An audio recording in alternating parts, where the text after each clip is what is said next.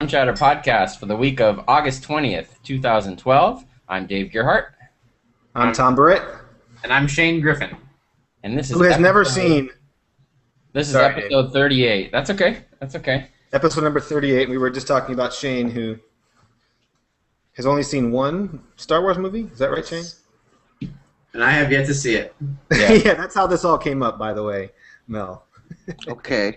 So this is awesome. We've been trying to get Mel on the podcast for a while, and we didn't even plan it this time, and here we go. Well, this is okay. I have no idea. I just saw a link and I clicked it. And, Yeah. So by this the is not like by the way, you're on the DrumChattr podcast. We're trying this new format. oh, this is not like some kind of like keylogger bot, is it? No. Well, actually, we're not sure about that. But Yeah, I don't even know what that means, so I can't answer that truthfully. all right. Shane, what is So- your Twitter handle? My Twitter handle is Shane P. Griffin. Are you telling everyone I didn't watch Star Wars? No, the podcast will do that. Okay. Hey, so Mel, have you read Kyle Gann's book? Last year, Okay, cool. So that's kind of what we're here to do. Is just talk about the book. Although we haven't even done that yet. No. But We were too busy talking about Shane, and then I brought up the question, with two young kids or one on the way, what do you introduce them to first, Star Wars or Star Trek? So that's how insightful we were at that point. all right. So Mel, time in any time. We're gonna start talking about the book here. We don't have any really specific plan on where to start, but from what you remember a year ago, do you have any thoughts about the book and kind of what you got out of it, or what you think is important about it? oh goodness, Putting you on the I haven't- spot here. I apologize. yeah, that's I didn't realize there was going to be an exam at the end of it. Well, we can take it if you want. Well, no, I think the whole idea what I got it is the fact that there is a book in this cage industry, if you will, that's become like a specialized research area with like Beethoven. Like there are Beethoven scholars, and then there are people who are cage scholars, and it begins to develop its own set of rules and regulations for how you're supposed to research cage. So it's kind of a meta answer. How's that?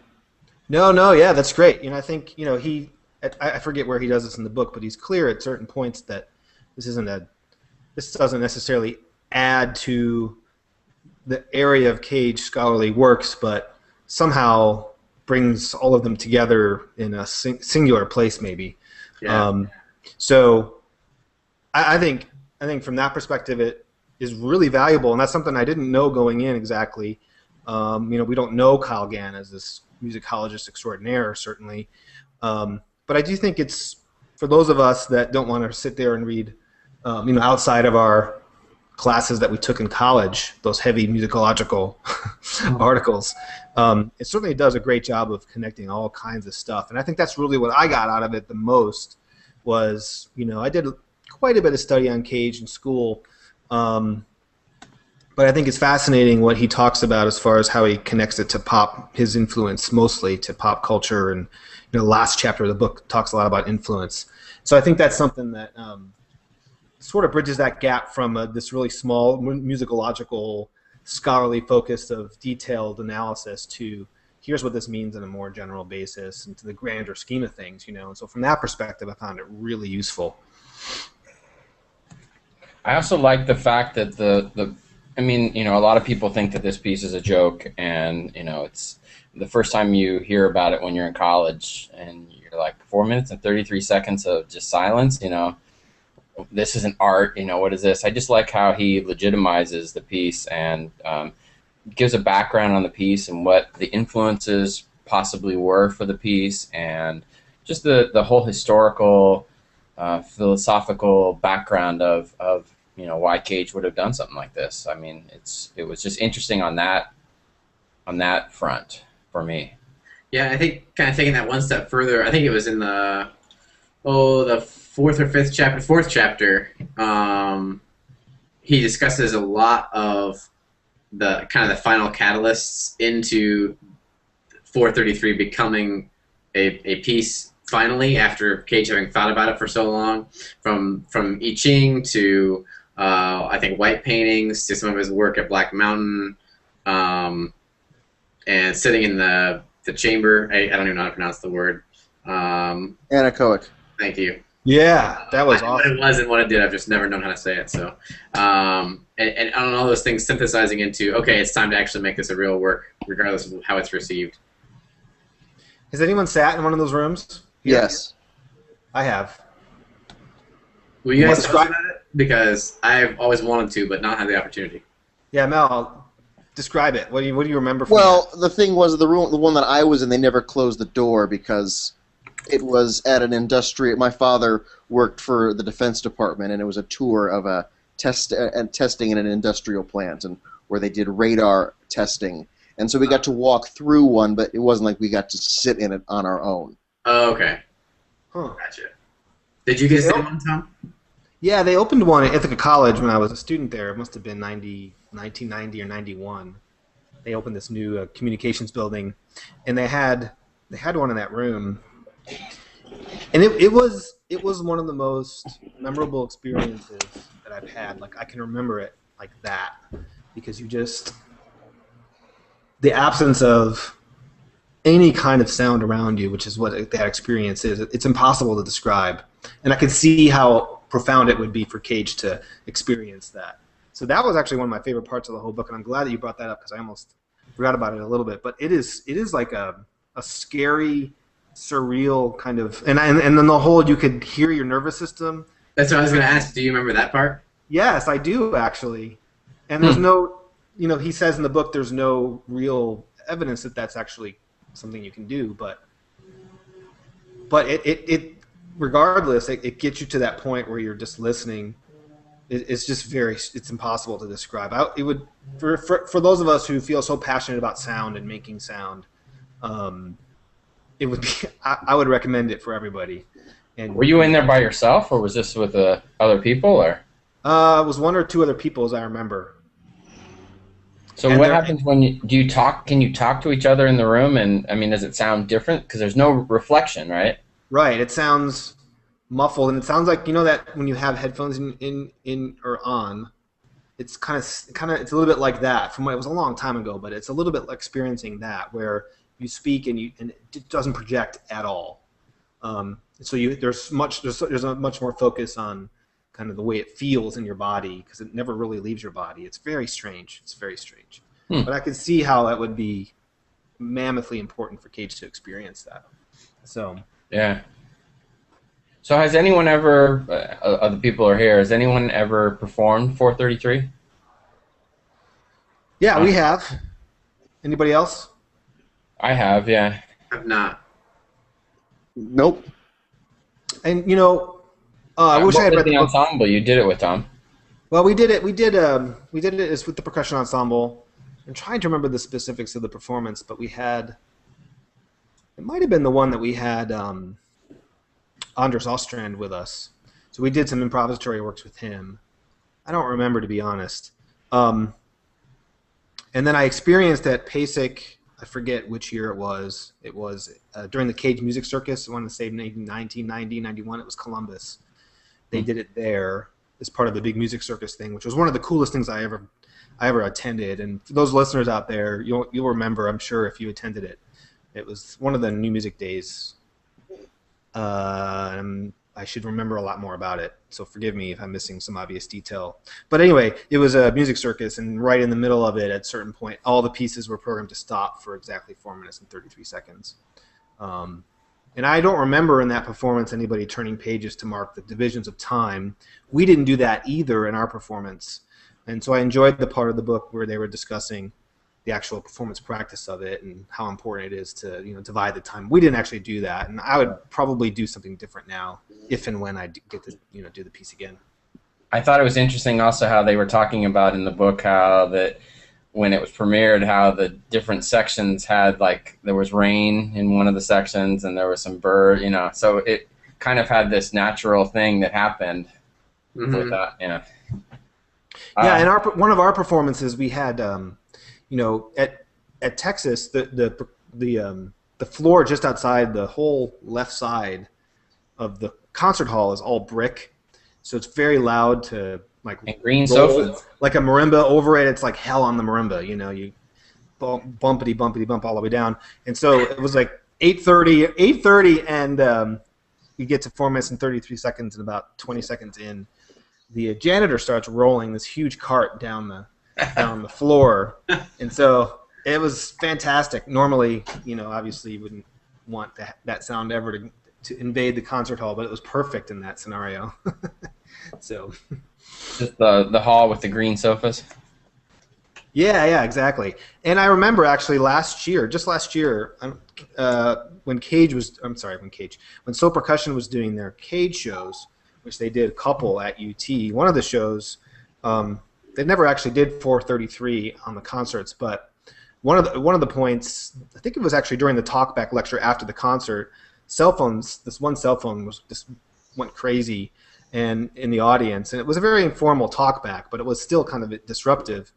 And this guy next door to where the phone, he got all upset about the phone ringing, and all the SO guys said, no, it's fine, let the phone ring, you know, because they just love that idea that something can be invasive there. So that's just a related story, I suppose.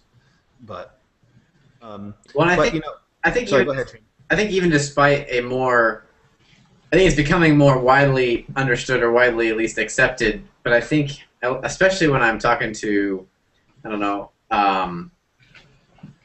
non-contemporary musicians, for example, like people who play classical rep and romantic rep only, and that's just kind of where they're stuck, even if they're aware of new stuff. I think it's like the ultimate example of what they hate. You know, because music that they don't play, they don't get, even if they're educated musicians, it's just like this 433 happens to be like the symbol of what they don't like about it.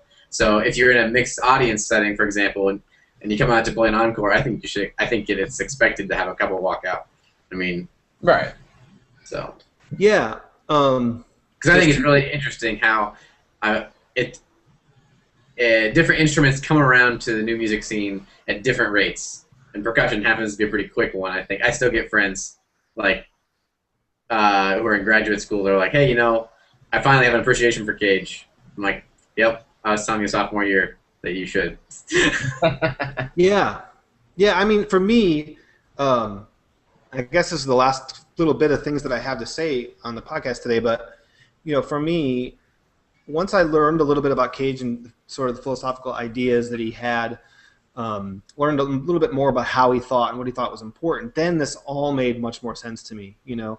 And I think that's, for anyone listening to this that isn't familiar with Cage and his music, I think this is a great book to get a pretty good idea of who he was and what he stood for and what he thought was important. And until you really know that, I don't think it's fair to even judge, you know. And I think that's where a lot of people make mistakes. You can decide after that point, you know, maybe even just reading this book would do it. You know, you can kind of decide at that point whether it's something you want to, you know. I don't love Cage. I appreciate it a lot, though, and this book certainly would go a long way for people, I think, to help them understand, you know. Probably the most important thing I learned, and maybe relearned or reinforced with me, was just how much he impacted. You can't deny, even if half of what Gann presupposes in this book is not true as far as influence, you know, the influence he had over composers that followed and during his time is really astounding. And I love this. This is, I don't even know what chapter. I think it's chapter 1. Where he's talking about the generations of Americans who came of age after World War I, Right. and with Cowell. In Cowell's book entitled "The New Musical Resource" or "New Musical Resources," which he argued in it for treating rhythm, tempo, and meter with the same freedom the composers traditionally applied to pitch and harmonies. That, to me, you know, is one of the great ways of describing the entire 20th century history of music. Is composers decided to deal with those other musical elements, you know, and that immediately impacted Cage and connected Kyle and Cage there. So between Cage's philosophical ideas and that idea of not just developing pitch and looking at these other elements, which of course many other 20th century composers did, but those two ideas I think are what's really important to understand why Cage is important and why there is all this activity, like Mel suggested earlier, that is coming from the scholarly arena. Mm-hmm. So, Mel. Yes. By the way, I recommend you guys follow Mel on Twitter. He's very humorous. I think Mel, they all do. Mel, what's your Twitter handle again? Striking things. Striking things. That's right. And how can you forget that, right? Right. It looks like we lost Dave a little bit. Uh-oh. Something I said already? Yeah.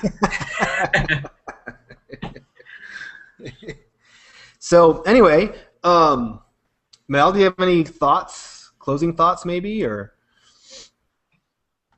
on Gann's book or anything else? We can talk about other stuff if you want. Well, no, I mean I did end up buying a number of Cage pieces this summer just to look at them, but sometimes I wonder if there isn't a lot of there sometimes. I understand it, but like I bought a copy of 1/4, which doesn't have a lot of things to do. And then, of course, you have to decide. There's not a lot of guide on what to do necessarily. Although I bought Child of Tree, and I'm trying to figure out exactly how to even read his handwriting, which becomes an obstacle in its own right. Right. Yeah. Well. Yeah, I think there's definitely some good points there. Some of the things. If you've heard, what's the piece that many of us will play on marimba? What's it called? In a Landscape. It's one of the most beautiful things you'll ever hear. So it's interesting, and that was in a phase or a part of Cage's output that a lot of stuff. Maybe I think it was the part of the book where he was referencing Eric Satie a lot. So we tend to think of Cage as this. Maybe we know him for 433, but he really dabbled in a lot of different, type of things. So one of my favorites is Dream. It was written for piano. Right. Yeah. And I had a friend at Truman that we kind of just set up a whole lot of instruments and just jammed over Dream for like 2 or 3 hours, and it was really fun because it's just a melody you can live with all night long. Yeah, maybe Mel, it's some of his non-percussion works, that are a little bit. Oh, no, I mean, the only Cage piece I've actually performed has been Credo and Us. Oh yeah. But I think I'm personally just my own personal aesthetic leads me to the earlier pieces than the later, than post 1950. Right. Got it. My mother doesn't quite appreciate me sitting in a room strumming cacti.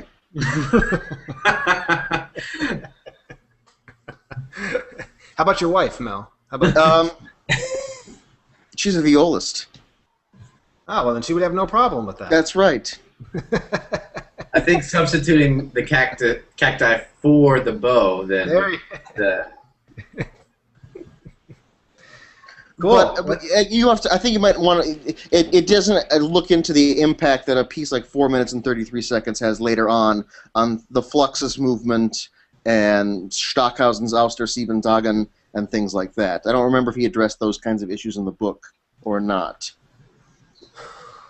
Anyone remember? I don't think we got that late. Yeah. Yeah, I mean, the piece definitely has an impact, but it leads, but in pieces it redefines, as Frank Zappa might say, it redefines the frame. Yeah. Yeah, and maybe Gann's thoughts are a little extreme, especially in the later couple chapters as he's really trying to trace the influence. Some people like that. I kind of liked that he was trying to make all these connections and inferences. Some people don't, and it's certainly not as scholarly to try to do that, I suppose, because you're not. The lack of evidence there, you can make a good argument maybe that's mostly subjective, I suppose, and opinionated. But I kind of like that in writing. It gets me thinking and connecting not only what he's specifically talking about, possibly some other things. Like one of those things was the whole precursor to minimalism. I hadn't really made that connection before. I completely understood the sort of reaction against total serialism, where everything was controlled.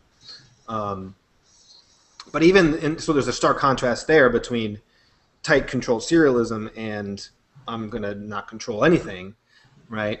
But I also found it remarkable that even the difference between what Cage said there versus what Steve Reich would later say, meaning that he wanted to understand the process and be able to hear everything. There's even a stark contrast there, So I found that really interesting.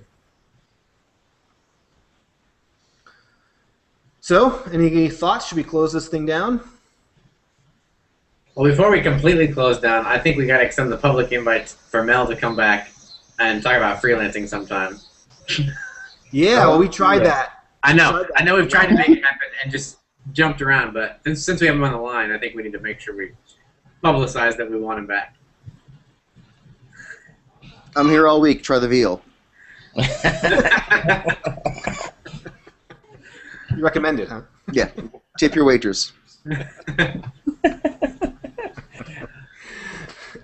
Excellent. Well, we don't really know how many of you actually read the book and were following the posts.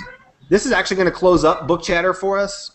We tried it. We were wanting to get through 2 books, but for various reasons it just didn't happen. So stay tuned for the Jeff Jarvis book, Public Parts. We're going to try to get through that at some point. I guess. Yeah, and Jeff, and I'm not sure if we'd let people know, but Jeff has said that he would come on a podcast and talk with us. So I don't know if we need to do it as structured as putting up chapters, but maybe just say by a certain date we're going to read it, and if people are interested in joining us. If you guys out there have feedback about that, I don't know if you're familiar with Jeff. I've been following him for quite a while. He's somewhat of a polarizing figure and has some really interesting thoughts on this sort of new media. And he's a journalist by trade, very traditionally grew up in his career in journalism, and is now trying to make that, oh my God, I write for a newspaper. What the hell do I do now? Kind of change. So it's been kind of interesting and has some really interesting thoughts. So we're excited about that. So if you guys have any thoughts or what you want to do, as far as suggestions, we'd be open to hear that for sure. And definitely, if you are looking to find out more about Jeff Jarvis, check out his blog at buzzmachine.com. Yeah. He's a faculty member at the City University in New York, I believe. That's right. Yep. All right. Yeah. Yeah, and he's. Sorry, Dave. Go ahead. Writes amazing, thought-provoking articles on Buzz Machine, and also is part of This Week in Google, which is a podcast that's on the Twit Network with him and Gina Trapani and Leo Laporte. Yeah, it's a great show. One of my favorites. Yeah, great feedback, great thought processes. I mean, amazing. So, and he's really active on Twitter and Facebook and Google Plus, and I mean, he's out there. So. Yeah, and actually what we're doing right now is kind of falls right under the whole idea of public parts. Mel just clicked the link, and here he is in public talking to all the DrumChattr followers. So the book sort of surrounds itself around, the benefits of living in public, the benefits of sharing and connecting, and sort of, well, especially Europe is very screaming privacy problems and issues. He's trying to kind of go the other way and say what are the benefits of this new technology and how connecting each other could actually be a good thing. So it's a pretty interesting topic. Definitely. All right, Mel. Hey, thanks so much for joining us, and we will have to have you back for sure. Mel, as long as we haven't scared you off. Mel, let people know how they can follow you on Twitter. And he did while you were gone. Oh yeah, that's right. Yes. He's at Striking Things. At Striking Things and strikingthings.com. Awesome. Perfect. Have a good one, guys. Mel even blogs here and there a little bit, right, Mel? Not lately. Yeah, you should do that. We would love to hear your thoughts on any matter. Uh-oh. Especially as November approaches. No, I want to work. All right, so you can follow me at tburrett. Dave is I don't even know what Dave's Twitter handle is anymore. I just changed it again. I know you did. It's D. Gearhart. That's it. Oh, okay, that's easy to remember. I finally got D. Gearhart. That's I'm going to stick with it. Do you have to shoot someone to get it? No, there's actually a service, and I can put this in the show notes or whatever, but there's a service that actually goes out, and when Twitter handles become available, you get an email. So I put up a thing saying I want a D. Gearhart, a year or so ago, and I got a random email saying, it's now available, so I went over and signed up for it. Nice. So, but you could set up, you could set up for any screen name that you're looking for on Twitter. And it's a free service, so it's great. It's great, yeah. All right. Well, thanks everyone for joining us. Have a good week. Yeah. Thanks. Thanks, Mel. Bye. Thanks, Mel. All right. One. Yeah. Which one was it? Do you remember even? One with Jar Jar Binks. One. Yep, Jar Jar Binks. Oh yeah, that is the worst one. You have to go online and download somewhere the version that has all the Jar Jar Binks talking parts cut out. Okay. I haven't seen that. Far better. Well, it doesn't have Jar Jar Binks. Yeah. So yes. So how could you have never seen Star Wars? Did they not have it in Iowa?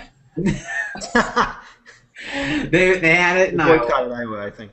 They have it in Iowa. It's just it was never a thing. I don't know. I guess my dad and my stepdad were big fans, so it just never trickled down. But how did they not show it to you? That's the. What is the boy childhood without all the Star Wars toys and figurines and everything? Oh my god. Well, you got to remember he was probably born after Empire or Return of the Jedi. I just thought a Star Wars movie, for clarification, hadn't been made in like 15 years when I was a kid. So yes, but I mean, my boys are way younger than you, obviously, and they were huge fans. Okay, so, I have been told. I thought it was one of those generational things, Yeah, I should. I feel guilty for not having watched it. So Return of the Jedi came out in '83. So Shane was born after that. So. You guys are so. So where's the link for this? Right, young guy. So we're eventually going to talk about BookChattr here. Kyle Gann's No Such Thing as Silence, but we want to try to get some people on. So can I just copy and paste the link here in the browser? Yeah, try it. I really don't know, to be honest. We're trying a little bit this new format here with It Google. should probably be on the Google Plus page. Because right? I would think so. Maybe if you reload the Google Plus page. All right, I just wonder if that regular link there will do it too. Sorry for people who are listening to this. We're trying to figure out how to get other people involved in this, and we're new to Hangouts. So, yeah.